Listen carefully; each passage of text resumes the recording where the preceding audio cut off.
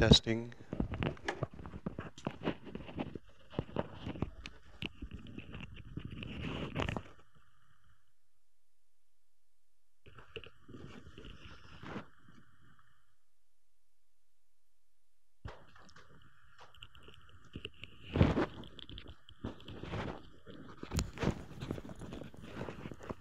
Check, check.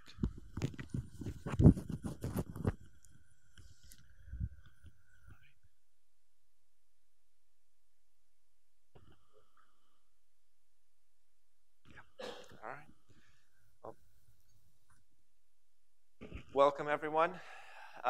So, got a chance to speak with you this morning. I'm Scott Crawford. I'm president with SimGHOSTS and have been involved with the organization for about 5 years. This is Michael Young. I'll let him do his own introduction. Yeah, Michael Young. I'm with Level 3 Healthcare and also a member of SimGHOSTS and typically represent interests of SSIH, but this is something that SimGHOSTS and SSIH have come to a lot of agreement on. So what we're going to be also kind of wanting to we'll be discussing today is work that we've been doing in collaboration with several organizations on trying to write and publish and produce a standard that can be used to help describe what simulation operations, what the technology specialist, the operations specialist does within simulation-based education to help define that role a little bit better and what the needs and expectations are and should be for a center as they're going forward. I touched on pieces of this during my talk this morning, but this is going to be a much more in-depth view of it. Now, this is far more than just the two of us. We just happen to be part of the team representing here today and want to make sure that they get their credit as well. So this was also the work of Wendy Thompson, Terry Boyes, Julie Maxworthy, and Jessica Gavilanis from other organizations, again, with, as you'll see during a little bit more of the introduction, varied backgrounds, all heavily involved and related to simulation, moving towards this kind of common goal that I hope all of you will be able to use in the very near future to help with justification for resources, to help with guidance for how you plan and utilize your centers. And just that it will hopefully give a better framework for all of us to be able to move forward in a united way as we deliver better healthcare education.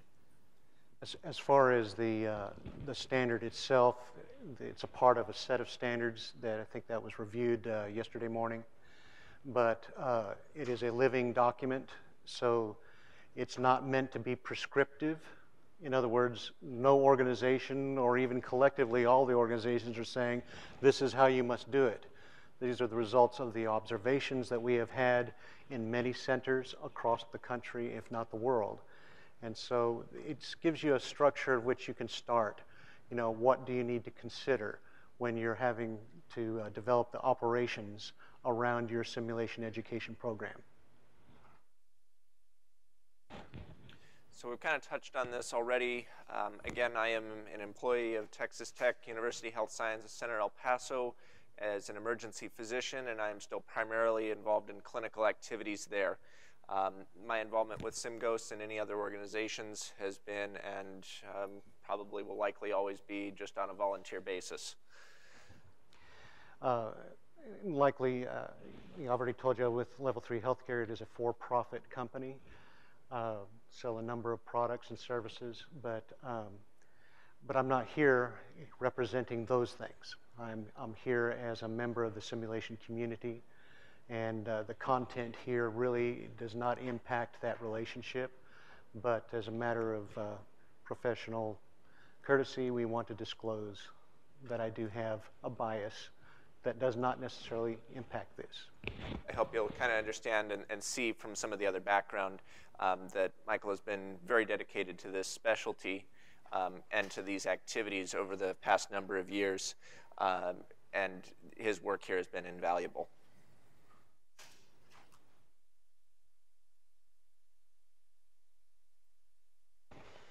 Upon completion of this educational activity, participants will be able to, we actually had several other points in here, but they kind of ran over into each other, but to identify the major categories of best practices for simulation operations, and to describe the required elements for best practices for simulation operations. And so we're not going to get into the we're not going to get into the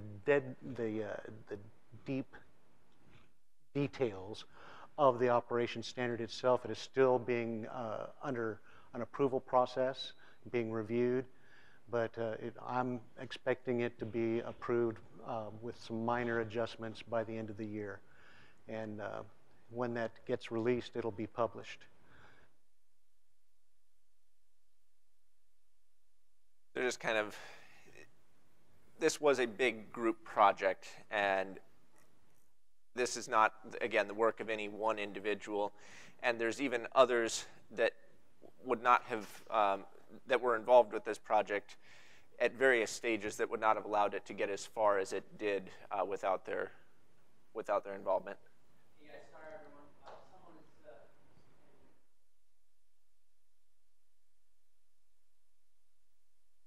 single black walls with the cards on either side. Not sure where got lost.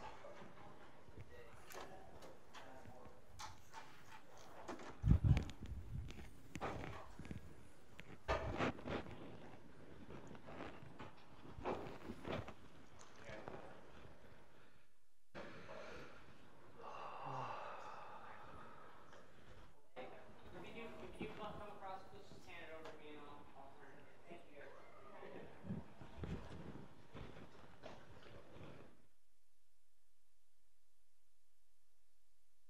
So even though not all of the members of the team could be here, we want to at least acknowledge them a little bit more, just so you can understand kind of the full scope of where these individuals were coming from that helped to write and create this particular piece. So I'm involved, I guess these guys got out of order a little bit.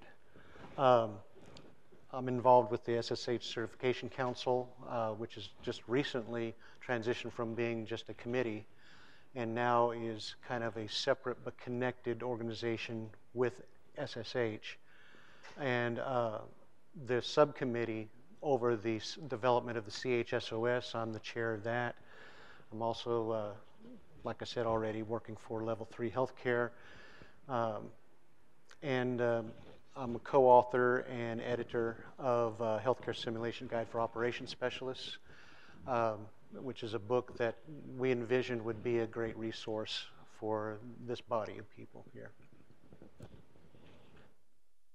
kind of touched on it again already, involvement with SimGHOSTS here, and then also as a clinical practicing physician in emergency medicine. Now, they aren't here to represent themselves, but just to give a quick introduction. So Wendy Thompson took on the lead of the operations subcommittee and kind of helped to spearhead this particular movement, finding the individuals to come together to begin meeting and drafting this. She's been on the standards committee for the past couple of years and reviews for both the IMSH and AXL conferences. Nurse planner, and she's now with SimLearn and the Veterans Health Administration. So that's her background and involvement with the project. Julie is the secretary for the Society of Simulation Healthcare, was former chair of accreditation with SSH, and is also an assistant professor for the University of San Francisco. Terry is operations manager down in the Caribbean at the American University and is the past president and founding president of AXL, and was one of the original contributing authors to the standards of simulation best practice. So again, already involved with this process and was able to contribute to this one as well. Jessica is operations director at OHSU in Oregon and chair of the Northwest Simulation Alliance. She was also most recently involved with the planning committee for the past SSH conference and is continuing to be very involved with that. One other member who was kind of the guiding light for a lot of this, and that's Barbara Sittner, who is the current chair of the Anaxle Standards Committee, and would come to the meetings, try not to get too involved, but listen in and help give us some guidance about where we might be going with this so that it would match up with the larger body. So overall, the need ended up being, and this was what we were charged with and trying to figure out, is that simulation-based education is no longer an adjunct to healthcare training and professional development, but it's an all-inclusive and integrated program, and persons involved with that require business acumen, technical knowledge, and they have to be part of a bigger team that provides leadership and support in delivering simulation-based education. So we know that all as a group because we are involved with that every day. But not everybody that we work with, not all of our administrators, and not every mission statement and vision statement within your simulation programs supports and acknowledges the role that we play within that. The project looking towards this standard, Lance alluded to on the first day, began actually in 2014 and even a little bit in 2013, looking at what the role expectations were for somebody functioning within this field. Lance, Rachel Bailey, sitting up here, and James were involved with writing, and myself were involved with writing what we planned to be the HSTS, or Healthcare Simulation Technology Specialist Standard. This was written over a year, beginning to get all of that information compiled. And what we ended up writing was more closely related to a list of job descriptions and expectations for this role. We turned that into an Anaxle, and they began reviewing it. And although they were excited to see it, they realized that they wanted to expand it a little bit further, that what they were looking for wasn't a job description, but it was a position evaluation that was much bigger than a person.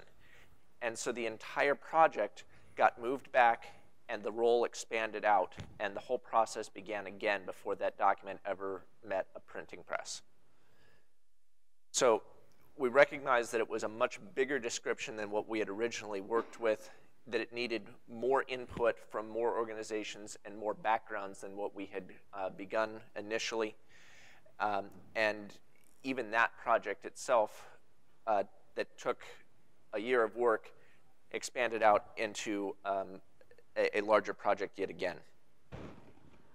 So I commented that this began in 2013 with collaborative meetings, partially as pre-conference activities, discussions and email exchanges through individuals and members after the meetings, figuring out what we all did, and could we come up with a finalized list of the expectations and roles that we participated in. And this is what SimGHOSTS had come up with as the 8 domains that we felt truly matched the core disciplines that we were expected to be experts in within this field. And that included audiovisual technology, a knowledge of education and educational materials and concepts, healthcare knowledge and how healthcare was expected to be delivered, and appropriate patient care expectations. We had to have a knowledge of IT and how our computer and networking systems functioned and integrated with one another. And we also served in a management role where we oversaw the potential hiring and acquisition of new staff members, that we were in charge of purchasing and renewing warranties, that we were functioning in the role of middle management or full management, depending on the center we were at, and still being expected to participate and help with research and data collection and potentially evaluation and processing. While there's this whole separate niche of simulation that you've all been experiencing by walking through the vendors and the materials and methods of how to do moulage, staging, how to operate and program all of these individual niche products to function within a larger system. And so all of these items go into what we as a profession are expected to know and participate with. But we weren't alone in trying to figure this out. And we aren't alone in what we found. Also in 2013, I was asked to chair a work group with SSH to try to figure out how we were going to develop a professional certification for, and to be fair, SimGHOSTS had already begun talking about doing certification. And we were both headed down this road, and we saw that there was a need to somehow acknowledge the skill sets, the knowledge, and the attributes of those who worked as simulation technicians or operations specialists or healthcare simulation technology specialists, whatever title that you might prefer. And there's other titles out there as well. But so we began to develop the domains, and it involved a lot of research. We started gathering a lot of job descriptions, not just from healthcare, but from aviation, from other careers as well. And we tried to find what were the common threads between all of these operational roles. And we came up, and if you were to compare this, we had 5 domains we resulted in. These are the areas in which we need to establish some sort of measure for competency. And so if we were to compare these side by side, which I guess we should have thought of that. It has been, and I've figured out links to where they go because of the research question. Great, So. great, thank you. But the idea here is that these 5 areas actually cross over into your 8 areas. We just organized it a little differently, combined some concepts with other concepts. And by the way, this is probably going to evolve through influence of this organization as well as others, including in Axel. And so we're excited to get this going. But in 2013, we began working on doing the research for this.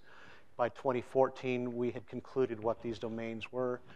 And then we began to develop content. And in January of 2014, we launched a pilot for the SimGHOSTS certification. And some of you, I believe, were involved in that. I know you were. So in concepts in healthcare and simulation, simulation modalities and technologies, healthcare simulation, programs, practices, processes, and procedures. Because healthcare simulation had its own language, its own glossary, and own unique things to it. Professional development, instructional design, and theory. The idea behind that was as those who were supporting the educators and subject matter experts, we wanted to at least understand some of the basic key concepts in instructional design and theory. And because while they're trying to work things out, they're trying to coordinate it hopefully with their staff. How can we reach these objectives? Can the simulator do this? We now have a better idea of what we need to know to support our educators. Professional development, of course, is something that we're doing right now. This organization has been committed to this much longer than what SOTS in SSH has been doing. SOTS grew out of a smaller group, and so by the way, SOTS is SSH's section for the Simulation Operations Technology section. And don't really like the acronym, but you know, oh, here's a SOTS guy, you know. Anyway, I was co-chair at the time that we migrated it from a SIG or special interest group to the section. All right, I think everything else pretty much is there. The SSH accreditation domains.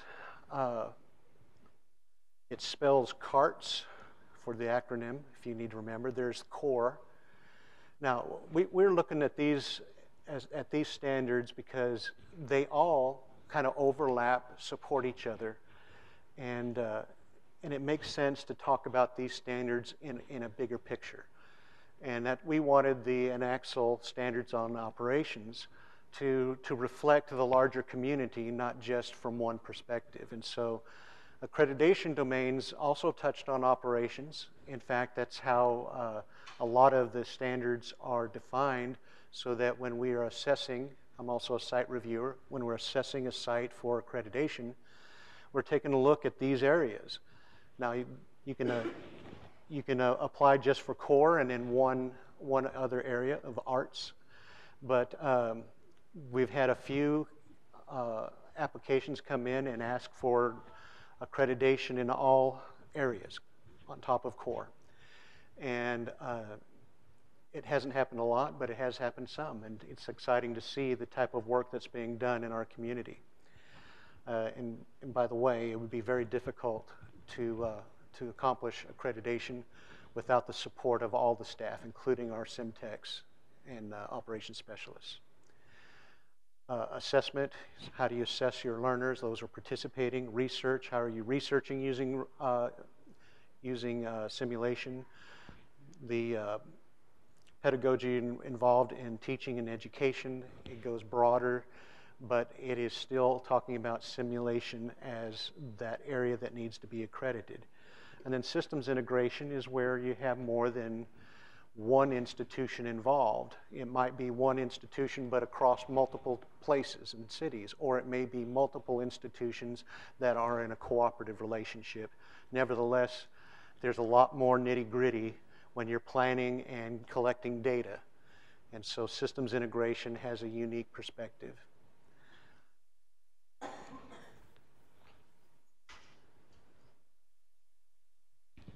So what we hope you've been able to see is that a lot of work has gone on over the past few years figuring out what this list should look like, and knowing that every organization is going to have a slightly different view of what its final product might begin to take form. But all of these organizations have now sent representatives together to really sit down and figure out how these all interact, overlap, and how they can work together to give support to the community rather than to have people thinking that they're all separate and different. So this is a chance to understand how these are all related and how they all overlap